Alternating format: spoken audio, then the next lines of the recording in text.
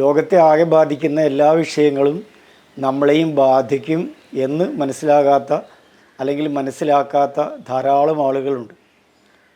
വളരെ വലിയ പ്രതിസന്ധികൾ ലോകത്തുണ്ടാകുമ്പോൾ ഇത് തങ്ങളെ അലട്ടുന്നില്ല എന്ന മനോഭാവത്തോടു കൂടി അതിനെ കാണുന്ന ആളുകൾ നമുക്ക് ചുറ്റുമുണ്ട് എന്നുള്ളത് യഥാർത്ഥത്തിൽ വലിയ കുഴപ്പമാണ്. പെട്രോളിന് വല്ലാതെ വില കൂടുന്നു എന്നുള്ള വിഷയമല്ല, മറിച്ച് അത് കിട്ടാതെ വരുമ്പോഴാണ്, പ്രകൃതിവാതകം കിട്ടാതെ വരുമ്പോഴാണ്, ഗ്യാസ് കിട്ടാതെ വരുമ്പോഴാണ് യഥാർത്ഥത്തിൽ ജനങ്ങൾ പ്രയാസം അനുഭവിക്കുന്നത്. ആ പ്രയാസം ഹോസ്റ്റലുകൾ അടക്കുന്നതല്ല, വീട്ടിൽ അടുപ്പ് പുകയാതെ വരുന്നതാണ്. ഇങ്ങനെ പ്രതിസന്ധി ഉണ്ടാകുമ്പോൾ മാത്രം എന്തോ കുഴപ്പമുണ്ടല്ലോ എന്ന് ആലോചിക്കുന്ന ധാരാളം ആളുകൾ നമുക്ക് ചുറ്റുമുണ്ട്. അവരൊരു കാരണവശാലും ലോക പുരോഗതിക്ക് അനുകൂലമായ ആളുകളല്ല. ലോകത്ത് ദൈനംദിനം എന്ന മട്ടിൽ സംഭവിച്ചുകൊണ്ടിരിക്കുന്ന എല്ലാ കാര്യങ്ങളോടും പ്രതികരിക്കുന്ന ഒരു ജനത ഉണ്ടാകുമ്പോൾ മാത്രമേ യഥാർത്ഥത്തിൽ കുഴപ്പങ്ങൾ പരിഹരിക്കപ്പെടുകയുള്ളൂ. വളരെ പ്രധാനപ്പെട്ട രണ്ട് കാര്യങ്ങൾ ഇപ്പോൾ ലോകത്ത് സംഭവിക്കുന്നുണ്ട്. അതിലൊന്ന് പശ്ചിമേഷ്യയിൽ നടക്കുന്ന യുദ്ധമാണ്. അതൊരു ലോകയുദ്ധമായി വളരുകയാണ്. ഒരുപക്ഷെ ഇറാനെതിരെ ഇസ്രയേലും അമേരിക്കയും ചേർന്ന് നടത്തിയ ആക്രമണം എന്തിനു വേണ്ടിയായിരുന്നു എന്ന് അമേരിക്കയിൽ തന്നെ പരിശോധന നടന്നിട്ടുണ്ട്. അവിടുത്തെ കോൺഗ്രസ് ഏറ്റവും ശക്തിയായി ട്രംപിനെ വിമർശിച്ചിട്ടുണ്ട്. അത്ര പോലും വിമർശനം നമ്മുടെയൊന്നും നാടുകളിൽ ട്രംപിനെതിരെ ഉയരുന്നില്ല എന്നുള്ളതാണ്. യുദ്ധം വളരെ പ്രധാനപ്പെട്ട ചില കുഴപ്പങ്ങൾ ഉണ്ടാക്കുന്നു. അതേപോലെ തന്നെ അപലപിക്കപ്പെടേണ്ടുന്ന നിരവധി കാര്യങ്ങൾ യുദ്ധവുമായി ബന്ധപ്പെട്ടുണ്ട്. അതിലൊന്നാമത്തത്, ആയിരക്കണക്കിന് ആണ്ടുകളെടുത്ത് ലോകം പടുത്തുയർത്തിയ അതിമഹത്തായ ചില സംസ്കാരങ്ങളെ ഈ യുദ്ധം വളരെ ബോധപൂർവമായി തകർക്കുന്നു എന്നുള്ളതാണ്. ഇറാഖ് ആക്രമിക്കപ്പെട്ടപ്പോൾ യൂഫ്രട്ടീസ്, ടൈഗ്രീസ് നദികൾ, അതുമായി ബന്ധപ്പെട്ട് അതിൻ്റെ ഒരു വലിയ സംസ്കാരമുണ്ട്. ആ സംസ്കാരത്തിൽ ലോകത്തിലെ തന്നെ ഏറ്റവും വലിയ ഗ്രന്ഥപ്പുരകൾ അവിടെയാണ് ഉണ്ടായിരുന്നത് എന്നുള്ളതാണ്. ആ ഗ്രന്ഥപ്പുരകളാണ് തകർക്കപ്പെട്ടത്. ഒരുപക്ഷെ മനുഷ്യരെ തന്നെ പരീക്ഷണത്തിന് വേണ്ടി ഉപയോഗിക്കുന്നു എന്നുള്ളതാണ് ഈ പുതിയ യുദ്ധങ്ങളുടെ പ്രധാനപ്പെട്ട പ്രത്യേകത. രണ്ടാം ലോക മഹായുദ്ധത്തിൽ ജപ്പാനിലെ ഹിരോഷിമയിലും നാഗസാക്കിയിലും ഉപയോഗിച്ച ബോംബുകൾ, ഹൈഡ്രജൻ ബോംബുകളായിരുന്നാലും ആറ്റം ബോംബുകളായിരുന്നാലും അതൊക്കെ മനുഷ്യരുടെ മേൽ നടത്തിയ കൊടിയ പരീക്ഷണങ്ങളായിരുന്നു. ലക്ഷക്കണക്കിന് ആളുകളെയാണ് അത് കൊന്നുകളഞ്ഞത്. ഇപ്പോൾ ഇറാഖിനെതിരെ എന്നതുപോലെ തന്നെ ഇറാനെതിരെ നടത്തിയ യുദ്ധത്തിൽ ഒറ്റ ദിവസം മാത്രം 168 പെൺകുട്ടികളെയാണ് കൊന്നത് എന്നുള്ളതാണ്. ഈ 168 പെൺകുട്ടികളെ എന്നുള്ളതിന് വലിയ പ്രാധാന്യമുണ്ട്. ഒരു സ്കൂളിൽ അവർ പഠിക്കുന്നു എന്ന് കൃത്യമായി അറിഞ്ഞ്, അല്ലെങ്കിൽ ക്ലാസ് നടക്കുന്നു എന്ന് കൃത്യമായി അറിഞ്ഞ് അവിടെ ബോംബിട്ട് അത് തകർക്കുമ്പോൾ യഥാർത്ഥത്തിൽ വംശഹത്യയാണ് നടത്തുന്നത്. 74,000 ആളുകളെ കൊന്ന പാലസ്തീനിലെ ഗാസയിൽ ഇസ്രയേൽ ചെയ്തത് ഇതേ വംശഹത്യയാണ്. അവിടെ 24,000-ഓളം വരുന്ന കുട്ടികളെയും സ്ത്രീകളെയുമാണ് കൊന്നത് എന്ന് മനസ്സിലാക്കണം. ഇങ്ങനെ ലോകത്തെ ഏറ്റവും പ്രധാനപ്പെട്ട എല്ലാ സാംസ്കാരിക പൈതൃകങ്ങളും തകർക്കപ്പെടുന്നു എന്നുള്ളതാണ് യുദ്ധത്തിൻ്റെ വളരെ വലിയ അപകടകരമായ കാര്യം. അതിപ്പോൾ നിരന്തരമായി സംഭവിച്ചുകൊണ്ടിരിക്കുകയാണ്. റഷ്യയുടെ സംസ്കാരം എന്നൊക്കെ പറയുന്നത് ലോകത്തിന് തന്നെ മാതൃകയായ സംസ്കാരമാണ്. അതിൻ്റെ ഏറ്റവും വലിയ പഴക്കമുള്ള സ്ഥാപനങ്ങളാണ് തകർക്കപ്പെട്ടത് എന്ന് അവർ തന്നെ പരിതപിക്കുന്നുണ്ട് എന്നുള്ളതാണ്. തങ്ങളിനി എണ്ണ കേന്ദ്രങ്ങൾ അല്ലെങ്കിൽ പ്രകൃതിവാതക കേന്ദ്രങ്ങൾ ആക്രമിക്കില്ല എന്ന് ട്രംപ് പറയുന്നു. അപ്പോൾ ഇങ്ങനെ ലോകത്തിനാകെ ഉപയോഗപ്പെടുത്തേണ്ടുന്ന വിഭവങ്ങളെ തകർക്കുന്ന, ബോധപൂർവമായി കത്തിച്ചു കളയുന്ന ഒരു രൂപത്തിലേക്ക് ഇപ്പോൾ യുദ്ധങ്ങൾ എത്തുന്നു എന്നുള്ളതാണ് യുദ്ധത്തിൽ ഏറ്റവും ശക്തിയായി അപലപിക്കപ്പെടേണ്ട കാര്യം. മനുഷ്യരെ കൊല്ലുന്നത് പോലെ തന്നെയാണ്. എന്നാൽ രണ്ടാം ലോക യുദ്ധത്തിന് ശേഷമുണ്ടായ പ്രധാനപ്പെട്ടൊരു മാറ്റം, യുദ്ധം വളരെ മെച്ചമായ ഒരു കാര്യമാണ് എന്ന് കരുതുന്ന ആളുകൾ അതിനു മുമ്പുണ്ടായിരുന്നില്ല.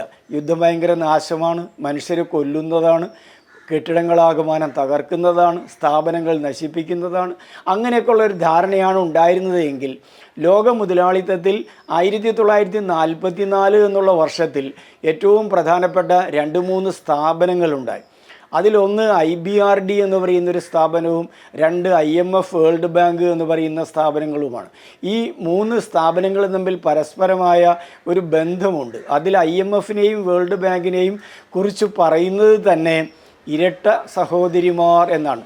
ബ്രെട്ടൻ വുഡിലെ ഇരട്ട സഹോദരിമാർ എന്ന് പറയുന്ന ഈ സ്ഥാപനമാണ് പിന്നീട് ലോകത്തിലെ സമ്പദ് വ്യവസ്ഥയെ, ഓരോ രാഷ്ട്രങ്ങളുടെയും സമ്പദ് വ്യവസ്ഥയെ നിയന്ത്രിച്ചത് എന്നുള്ളതാണ്. ലോകത്ത് കടം കൊടുത്തുകൊണ്ട് രാജ്യങ്ങളെ പുനഃസൃഷ്ടിക്കാൻ വേണ്ടിയുള്ള ഒരു ബാങ്ക് ഉണ്ടാകുകയും ആ ബാങ്ക് IMFൻ്റെ വ്യവസ്ഥകൾക്ക് വിധേയമായി കടം കൊടുക്കുകയും ചെയ്യുന്നതിലൂടെ യുദ്ധം വളരെ മെച്ചപ്പെട്ടൊരു കാര്യമാണ്. വേറെ എല്ലാ രാജ്യങ്ങളെയും തങ്ങളുടെ നിയന്ത്രണത്തിലേക്ക് കൊണ്ടുവരാൻ അതുമൂലം കഴിയും എന്നുള്ള വളരെ പ്രധാനപ്പെട്ടൊരു സാമ്പത്തിക യുദ്ധമാണ് ആ കാലയളവിൽ ബോധപൂർവമായി അടിച്ചേൽപ്പിക്കപ്പെട്ടത്. ഇപ്പോഴും അത് തുടരുകയാണ്. മാത്രമല്ല, പുതിയ യുദ്ധം എന്ന് പറയുന്നത് ഒരുപക്ഷെ മനുഷ്യർ പോയി കൊല്ലുന്നതിന് പകരമായി യന്ത്രങ്ങൾ പോയി മനുഷ്യരെ കൊല്ലുകയാണ്. ഭൂമിക്കടിയിൽ പോലും മനുഷ്യർക്ക് താമസിക്കാൻ, ജീവിക്കാൻ കഴിയാത്ത തരത്തിലേക്ക് ഒരു യുദ്ധക്കെടുതിയുണ്ടായപ്പോൾ ഭൂമിക്കടിയിലേക്ക് മനുഷ്യൻ പോയി എങ്കിൽ അവിടെ പോയി മനുഷ്യരെ ഒരൊറ്റ മനുഷ്യൻ്റെ പോലും സഹായമില്ലാതെ കൊല്ലാൻ കഴിയുന്ന തരത്തിലേക്കുള്ള AI ആർട്ടിഫിഷ്യൽ ഇൻ്റലിജൻസിൻ്റെ പ്രാധാന്യം യുദ്ധത്തിലേക്ക് കടന്നു വരികയാണ്. ഇതുമാത്രമല്ല, ജിയോ പൊളിറ്റിക്കൽ എന്ന് പറയാവുന്ന ഭൗമരാഷ്ട്രവുമായി അത്തരമൊരു ആശയത്തിൻ്റെ വലിയ പ്രാധാന്യം ഈ കാലയളവിൽ യുദ്ധത്തിനുണ്ട്. ഒരു രാജ്യത്തിൻ്റെ ജിയോ പൊളിറ്റിക്കൽ ഇമ്പോർട്ടൻസ് എന്ന് പറയുന്നത് വളരെ പ്രധാനപ്പെട്ട പുതിയൊരു വിഷയമായി മാറിയിരിക്കുകയാണ്. ഭൗമരാഷ്ട്ര പ്രാധാന്യം എന്ന് പറഞ്ഞാൽ ഒരു രാജ്യം എവിടെ കിടക്കുന്നു, അതിൻ്റെ അകത്ത് എത്രയെത്ര പ്രകൃതി വിഭവങ്ങൾ എന്തെല്ലാമാണ് ഉള്ളത്, അതിൻ്റെ വലിപ്പം എത്രമാത്രമാണ്, അത് ഏതെല്ലാം രാജ്യങ്ങളുമായി അതിർത്തി പങ്കുവെക്കുന്നു, അവിടുത്തെ സാമ്പത്തിക വ്യവസ്ഥ പ്രവർത്തിക്കുന്നത് എങ്ങനെയാണ്, ഇത്തരത്തിലുള്ള നിരവധി കാര്യങ്ങൾ മുമ്പ് യുദ്ധത്തിൽ പരിശോധിക്കപ്പെട്ടിരുന്നില്ല. വെറുതെ ഒരു രാജ്യത്തെ ആക്രമിക്കുക എന്നുള്ള മട്ടിലാണ് രാജ്യങ്ങൾ ആക്രമിക്കപ്പെട്ടിട്ടുള്ളത്. എന്നാൽ ഇപ്പോൾ അങ്ങനെയല്ല. ഈ ജിയോ പൊളിറ്റിക്കലായിട്ടുള്ള അതിൻ്റെ ഇമ്പോർട്ടൻസ് വെച്ചുകൊണ്ടാണ് ഇപ്പോൾ പലപ്പോഴും നിരവധി രാജ്യങ്ങൾ ആക്രമിക്കപ്പെടുന്നത് എന്നുള്ളതാണ്. അത് വിയറ്റ്നാം ആക്രമിക്കപ്പെട്ട കാര്യമായിരുന്നാലും കൊറിയ ആക്രമിക്കപ്പെട്ട കാര്യമായിരുന്നാലും അതുപോലെ തന്നെയുള്ള പ്രാധാന്യമാണ് ഒരുപക്ഷെ ഏദൻ എന്ന് പറയുന്ന തുറമുഖം ആക്രമിക്കപ്പെട്ടതുമായി ബന്ധപ്പെട്ടുള്ളത്. അതേ പ്രാധാന്യമാണ് ഹോർമൂസ് കടലിടുക്കുമായി ബന്ധപ്പെട്ടുള്ളത്. ലോകത്തിൽ എണ്ണയുടെ വ്യാപാരത്തിൻ്റെ 20% അല്ലെങ്കിൽ 1/5 നടക്കുന്ന ഏറ്റവും പ്രധാനപ്പെട്ട കടലിടുക്കാണ് ഹോർമൂസ് എന്നിരിക്കെ അതിൻ്റെ മേൽ നിയന്ത്രണമുണ്ടാകാനോ അല്ലെങ്കിൽ അവിടെ നിയന്ത്രണമുള്ള ഇറാൻ്റെ നിയന്ത്രണം മാറ്റാനോ ആണ് ഈ യുദ്ധം എന്ന് ധാരാളം ആളുകൾക്ക് അറിഞ്ഞുകൂടാ. യഥാർത്ഥത്തിൽ യമനു നേരെ ആക്രമണം നടത്തുമ്പോൾ, അത് സൗദി അറേബ്യ നടത്തിയാലും അമേരിക്ക നടത്തിയാലും അങ്ങനെ നടത്തുമ്പോൾ ഏദൻ എന്ന് പറയുന്ന തുറമുഖത്തിൻ്റെ നിയന്ത്രണമാണ് അവർ പ്രധാനമായും ലക്ഷ്യം വെച്ചത്. ഇങ്ങനെ ജിയോ പൊളിറ്റിക്കലായിട്ടുള്ള ഒരു പ്രാധാന്യത്തോടു കൂടിയാണ് ഇപ്പോൾ യുദ്ധത്തെ കാണുന്നത് എന്നുള്ളതാണ്. ഇറാൻ എന്ന് പറയുന്ന രാജ്യം കിടക്കുന്നത് വളരെ അത്ഭുതകരമായ രൂപത്തിൽ സൗദി അറേബ്യയോടും UAE ഖത്തറിനോടും അതുപോലെ തന്നെ കുവൈറ്റിനോടും ഒക്കെ വളരെ അടുത്താണ് എന്നുള്ളതാണ്. അങ്ങനെ കിടക്കുന്ന സമുദ്രത്തിൻ്റെ ഉള്ളിലെ ഒരുപക്ഷെ ചെറിയ ദ്വീപ സമൂഹങ്ങൾ വിപുലമായി മാറിയ ആ പ്രദേശങ്ങൾക്ക് വലിയ പ്രാധാന്യം ജിയോ പൊളിറ്റിക്കലായി തന്നെ ഉണ്ട്. അതുകൊണ്ട് തന്നെ ഇറാനെ നിയന്ത്രിക്കാൻ കഴിയുക എന്നുള്ളത് തീർച്ചയായും അമേരിക്കയുടെയും ഇസ്രയേലിൻ്റെയും താല്പര്യമാണ്. മറ്റൊന്ന് ഏറ്റവും പ്രധാനപ്പെട്ട കാര്യം, അപലപിക്കപ്പെടേണ്ട കാര്യം അമേരിക്കയുടെയും ഇസ്രയേലിൻ്റെയും ഇങ്ങനെയുള്ള താല്പര്യമാണ്. നിങ്ങളിൽ ജനാധിപത്യവാദിയായിട്ടുള്ള ആർക്കാണ് ധൈര്യമുള്ളത് അമേരിക്കയോട്? അമേരിക്കയ്ക്ക് ഇറാനെ ആക്രമിക്കാൻ എന്താണ് അവകാശമുള്ളത്? ഇസ്രയേലിന് ഇറാനെ ആക്രമിക്കാൻ എന്താണ് അവകാശമുള്ളത് എന്നൊരു മനുഷ്യനും എന്നൊരു രാജ്യവും എന്നൊരു സ്ഥാപനവും നാട്ടിൽ ചോദിക്കുന്നില്ല എന്നുള്ളതാണ്. ലോകത്തിൽ നിരവധിയായ ലോക സംഘടനകളുണ്ട് എന്നാണ് അവകാശപ്പെടുന്നത്. പക്ഷേ അവർക്ക് ആർക്കും ധൈര്യമില്ല അമേരിക്കയോട് നിങ്ങൾ ചെയ്യുന്നത് യുദ്ധക്കുറ്റമാണ്, ലോകയുദ്ധക്കുറ്റമാണ് ചെയ്യുന്നത് എന്ന് പറഞ്ഞ് അയാളെ പിടിച്ചുകൊണ്ടുപോകാൻ ഒരു രാജ്യശക്തിക്കും ഒരു ലോകശക്തിക്കും കഴിയുന്നില്ല എന്നുള്ളതാണ്. വെനിസ്വേലയുടെ പ്രസിഡന്റിനെ അയാളുടെ വീട്ടിൽ വന്നാണ് പിടിച്ചുകൊണ്ടുപോയത്. ഏറ്റവും ഭീകരമായ ആക്രമണം നടത്തിയിട്ടാണ് അങ്ങനെ കൊണ്ടുപോയത്. അങ്ങനെ ഒരു രാജ്യത്തല്ല. ഇപ്പോൾ പറയുന്നു ക്യൂബയെ ഉടനെ ആക്രമിക്കുമെന്ന്, മെക്സിക്കോയെ ആക്രമിക്കുമെന്ന്. കാനഡയെ ആക്രമിക്കുന്നു. അയാൾക്ക് ഭ്രാന്താണ് എന്ന് പറഞ്ഞുകൊണ്ട് നമുക്ക് ചിരിച്ചു തള്ളാൻ കഴിയുന്നതല്ല. ഒരു രാജ്യത്തിലെ ഭരണാധികാരിയാണ്, ലോകത്തിലെ ഏറ്റവും ശക്തമായ സൈനിക ശേഷിയുള്ള ഒരു രാജ്യത്തിലെ ഭരണാധികാരിയാണ് ഇങ്ങനെ പറയുന്നത്. ഈ പ്രലപനങ്ങൾക്ക് കൃത്യമായ മറുപടി കൊടുക്കാൻ കഴിയുന്നില്ല എന്നുള്ളതാണ്. അത് ഇന്ന് കഴിയാത്തതല്ല, കുറേ കാലങ്ങളായി. 1776 ശേഷം, അല്ലെങ്കിൽ അമേരിക്ക ഉണ്ടായതിനു ശേഷം അമേരിക്ക നടത്തിയിട്ടുള്ള നിരവധിയായ കടന്നാക്രമണങ്ങളുണ്ട്. അതിൻ്റെ ചെറിയൊരു സൂചന ഒരുപക്ഷെ കൊറിയയുടെയും വിയറ്റ്നാമിൻ്റെയും ഒക്കെ കാര്യത്തിൽ എന്നതുപോലെ തന്നെ ഇന്ത്യയുടെ അതിർത്തിയിലേക്ക്, ഇന്ത്യയുടെ മഹാസമുദ്രത്തിലേക്ക് അല്ലെങ്കിൽ അറബിക്കടലിലേക്കൊക്കെ അവരുടെ പടക്കപ്പൽ കടന്നു എന്നുള്ളതാണ്. നമുക്ക് എന്ത് ബന്ധമാണ് യുദ്ധത്തിൻ്റെ കാര്യത്തിൽ അവരുമായിട്ടുള്ളത്? ഒരു ശത്രുതയും ഇല്ല എന്നിരിക്കെ ഇന്ത്യയെ ആക്രമിക്കാൻ വേണ്ടി, പാകിസ്ഥാനെ സഹായിക്കാൻ വേണ്ടി വരാൻ എന്ത് അവകാശമാണ് അമേരിക്കയ്ക്കുള്ളത്? അങ്ങനെ ഒരു രാജ്യത്തിൻ്റെതല്ല, നിരവധിയായ രാജ്യങ്ങളുടെ കാര്യങ്ങളിൽ, ഭരണപരമായ കാര്യങ്ങളിൽ സൈനികമായി ഇടപെടുന്നു എന്നുള്ളതാണ് അമേരിക്കയുടെ ഇസ്രയേലിൻ്റെയും ഏറ്റവും പ്രധാനപ്പെട്ട കുഴപ്പം. ഇതിനൊക്കെ ഒരുപക്ഷെ ഇന്ന് എന്തുകൊണ്ട് അമേരിക്ക ഇതിന് ഇറങ്ങി പുറപ്പെടുന്നു, എന്തുകൊണ്ട് ഇസ്രയേൽ ഇറങ്ങി പുറപ്പെടുന്നു? രണ്ട് മൂന്ന് പ്രധാനപ്പെട്ട കാരണങ്ങളുണ്ട്. ഒന്ന്, അമേരിക്ക ഇന്ന് ലോകത്തിൻ്റെ മുമ്പിൽ നിരവധിയായ രാജ്യങ്ങളുടെ വലിയ ഭീഷണിയിലാണ്. കാരണം സൗഹൃദ രാജ്യങ്ങളെന്ന് അവർ പറയുന്ന രാജ്യങ്ങളൊക്കെയും അവരുമായി ശത്രുതയിലാണ്, സാമ്പത്തികമായി വലിയ പ്രതിസന്ധിയിലാണ്. നിരവധി രാജ്യങ്ങൾക്കെതിരെ അവർ ഏർപ്പെടുത്തിയ സാമ്പത്തിക യുദ്ധത്തിൻ്റെ ഭാഗമായി ഒരുപക്ഷെ മിത്രങ്ങളായിരുന്ന രാജ്യങ്ങൾ പോലും ഇന്ന് ശത്രുക്കളായി മാറിയിരിക്കുകയാണ്. ഇത്തരമൊരു പ്രതിസന്ധി അമേരിക്കയുടെ വേറെ ഒരു പ്രസിഡൻറ്റും അടുത്ത കാലത്ത് നേരിട്ടിട്ടില്ല എന്നുള്ളതാണ്. ഇതാണ് ട്രംപ് നേരിടുന്ന പ്രതിസന്ധിയെങ്കിൽ ഇസ്രയേലിൽ ബെഞ്ചമിൻ നെതന്യാഹു എന്ന് പറയുന്നയാൾ ഏറ്റവും പ്രധാനപ്പെട്ട 3 കേസുകളിൽ 13 കൊല്ലത്തിലേറെ ശിക്ഷിക്കപ്പെടാൻ കഴിയുന്ന തരത്തിലുള്ള കുറ്റങ്ങളിൽ പ്രതിയായിരിക്കുകയാണ്. 1000 എന്നും 2000 എന്നും 4000 എന്നും പറയുന്ന വളരെ പ്രധാനപ്പെട്ട കേസുകൾ. ആ രാജ്യത്ത് കേസിൻ്റെ ഇങ്ങനെ നമ്പറിലാണ് അറിയപ്പെടുന്നത്.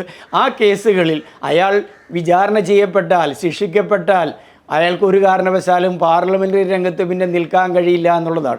എന്നാൽ ഒരു യുദ്ധ പരിതസ്ഥിതിയിൽ ഒരു കാരണവശാലും അയാളുടെ കേസ് വിചാരണ ചെയ്യപ്പെടില്ല എന്ന് അയാൾക്ക് നല്ല ബോധ്യമുണ്ട്. ഇത്തരം പ്രതിസന്ധികളിൽ പെടുമ്പോഴാണ് യഥാർത്ഥത്തിൽ അതിർത്തിയിൽ കുഴപ്പമുണ്ടാകുന്നത്. ആഭ്യന്തരമായി കുഴപ്പമുണ്ടാകുമ്പോഴാണ് എന്ന് ഇന്ന് പറഞ്ഞതല്ല, ചാണക്യൻ പറഞ്ഞു വെച്ചതാണ്. അതുകൊണ്ട് തന്നെ അവിടങ്ങളിലൊക്കെ ഇന്ന് കുഴപ്പങ്ങൾ ഉണ്ടാകുന്നുണ്ടെങ്കിൽ അതിൻ്റെ ഏറ്റവും പ്രധാനപ്പെട്ട കാരണം അവർ ആഭ്യന്തരമായി ശിഥിലീകരിക്കപ്പെട്ടിരിക്കുന്നു എന്നുള്ളതാണ്. ഇസ്രയേലിൻ്റെ ഏറ്റവും പ്രധാനപ്പെട്ട അവകാശവാദമാണ് അയൺ ഡോം എന്നുള്ളത്. ആ അയൺ ഡോം തകർത്തുകൊണ്ടാണ് 2023 ഒക്ടോബർ മാസം 7 ഇസ്രയേൽ ആക്രമിക്കപ്പെട്ടത് എന്ന് കാണണം. ഇങ്ങനെ ഇപ്പോൾ നിരവധിയായ ആക്രമണങ്ങളാണ് ടെൽ-അവീവിൽ നടന്നുകൊണ്ടിരിക്കുന്നത് എന്ന് കാണണം. എന്ന് പറഞ്ഞാൽ ഇസ്രയേൽ വിറ്റഴിക്കുന്ന അവരുടെ സൈനിക ആയുധങ്ങൾക്ക് യാതൊരു വിലയുമില്ലാതെ വരുന്നു എന്നുള്ളതാണ് അവസ്ഥ. ഈ പ്രതിസന്ധി പരിഹരിക്കാനാണ് യുദ്ധം അടിച്ചേൽപ്പിക്കുന്നത്. പക്ഷേ യുദ്ധം അടിച്ചേൽപ്പിക്കപ്പെടുമ്പോൾ മാനവരാശിയുടെ ഏറ്റവും രൂക്ഷമായ തൊഴിലില്ലായ്മയാണ് ഇതുവഴി ഉണ്ടാകാൻ വേണ്ടി ഉണ്ടായിക്കൊണ്ടിരിക്കുന്നത്. എണ്ണയുടെ ഭയങ്കരമായ വിലക്കയറ്റമാണ്. 40% വരുന്ന വിലവർധനവ് ഇപ്പോൾ തന്നെ ആയിക്കഴിഞ്ഞിരിക്കുന്നു പല രാജ്യങ്ങളിലും എന്ന് നമ്മുടെ ഭരണാധികാരി തന്നെ വിളിച്ചു പറയുന്നു. അതേസമയം കോടിക്കണക്കായ ഇന്ത്യക്കാരായിട്ടുള്ള ആളുകൾ വേറെ രാജ്യങ്ങളിൽ പണിയെടുക്കുന്നവരുണ്ട്. ആ പണിയെടുക്കുന്ന ആളുകളുടെ അവരെങ്ങനെ രക്ഷിക്കണമെന്നുള്ളതിനെക്കുറിച്ച് യാതൊരു താല്പര്യവും ഇന്ത്യൻ ഭരണാധികാരികൾക്കില്ല എന്നുകൂടി മനസ്സിലാക്കേണ്ടതുണ്ട്. യു എയിൽ പണിയെടുക്കുന്ന ഇറ്റലിക്കാരനെ പ്രത്യേക വിമാനം ചാർട്ട് ചെയ്ത് അവരുടെ സ്വന്തം രാജ്യത്തിലേക്ക് ഇറ്റലിക്കാർ കൊണ്ടുപോകുന്നുണ്ട്, ഇംഗ്ലീഷുകാരെ അങ്ങനെ കൊണ്ടുപോകുന്നുണ്ട്. പക്ഷേ ലക്ഷക്കണക്കായ ഇന്ത്യക്കാരെ, കേരളക്കാരെ വിശേഷിച്ചും കൊണ്ടുവരാൻ ആരും ശ്രമിക്കുന്നു പോലും ഇല്ല എന്നുള്ളതാണ്. ഒരു പാകിസ്ഥാനി ഡ്രൈവർ 5 മക്കളുള്ള ഒരാളാണ്. അയാൾക്ക് ജീവിക്കാൻ വേറെ മാർഗമില്ല എന്നുള്ളത് കൊണ്ടാണ് യുദ്ധത്തിൻ്റെ പ്രത്യേക പരിതസ്ഥിതിയിലും അയാൾ ഇറങ്ങി പുറപ്പെട്ടത്, അങ്ങനെ മരിച്ചത്. അങ്ങനെ മരിച്ച ആൾക്കാരിൽ ഏറ്റവും അധികം ആളുകൾ മരിച്ചത് ഒരുപക്ഷെ യു എയിലാണ്. അവിടെയാണ് മലയാളികളായിട്ടുള്ള ആൾക്കാരും അവിടെയാണ് മലയാളികളായിട്ടുള്ള ആൾക്കാരും ഇന്ത്യക്കാരും ഏറ്റവും അധികമുള്ളത് എന്നുകൂടി മനസ്സിലാക്കണം. എന്ന് പറഞ്ഞാൽ ഒരുപക്ഷെ ഭയങ്കരമായി പലായനം ചെയ്യപ്പെടുന്ന, കൊല്ലപ്പെടുക എന്നുള്ളത് മാത്രമല്ല, ഭയങ്കരമായി പലായനം ചെയ്യപ്പെടുന്ന ആളുകളുടെ എണ്ണവും യുദ്ധം വർദ്ധിപ്പിച്ചുകൊണ്ടിരിക്കുകയാണ്. ഇതിനെല്ലാം എതിരായി വളരെ ശരിയായൊരു സമാധാന രാഷ്ട്രീയം, സമാധാനത്തിൻ്റെ രാഷ്ട്രീയം വളർന്നു വരേണ്ടതുണ്ട്. അങ്ങനെ വളർന്നു വരുന്നതിന് ഒരുപക്ഷെ എൻ്റെ വീട്ടിൽ അടുപ്പ് പുകയാതെ വരുമ്പോൾ മാത്രമാണ് യുദ്ധത്തിനെക്കുറിച്ച് ഞാൻ മനസ്സിലാക്കുക എന്നുള്ളതിൽ നിന്ന് മാറി, അയൽവക്കത്തായിരുന്നാലും അവിടെ ഉണ്ടാകുന്ന ഇത്തരം കുഴപ്പങ്ങൾ തന്നെ ബാധിക്കും, തൻ്റെ കുടുംബത്തെ ബാധിക്കും, തൻ്റെ അയൽപക്കത്തെ ബാധിക്കും, തൻ്റെ രാജ്യത്തെ ബാധിക്കും എന്ന് തിരിച്ചറിയുന്ന ഒരു ജനതയുണ്ടായാലാണ് യഥാർത്ഥത്തിൽ യുദ്ധത്തെ ചെറുക്കാൻ കഴിയുക.